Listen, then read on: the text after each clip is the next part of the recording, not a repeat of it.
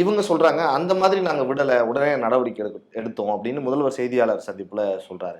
விரைவா எடுத்தோம். உடனே வழக்கு பதிவு செய்யப்பட்டது. அவங்கள வந்து டிஸ்மிஸ் பண்ணோம். அந்த நடவடிக்கை எஸ்பிய வந்து அங்கிருந்து காத்திருப்போர் பட்டியலுக்கு மாத்தணும். இந்த நிதி உதவி வழங்கியது. இதெல்லாம் உடனடியாக செய்யப்பட்டது. ஸோ அப்படிங்கிற மாரி இந்த விஷயத்த ஜஸ்டிஃபை பண்றாரு முதல்வர். அத நீங்க எப்படி பார்க்குறீங்கன்னு கேட்கிறேன். போராடி ஒரு விஷயம் கிடைக்காதும்போது, இவ்வளோ துரிதமா குடுத்து எத நீங்க மறைக்க பார்க்குறீங்கன்னு கேட்குறோம். இவ்வளவு துரிதமா குடுத்து எத மறைக்க பார்க்குறீங்க? அப்போ அவங்கள யாரையும் டிஸ்மிஸ் பண்ணல. அவங்களுக்கு பனிஷ்மெண்ட் தான் குடுத்துருக்கீங்க. பணியிடை நீக்கம் தான் பண்ணிருக்காங்க. பணியிடை நீக்கம் ஏன்? வேலைய விட்டு தூக்கியிருக்கணும்ல உடனடியா?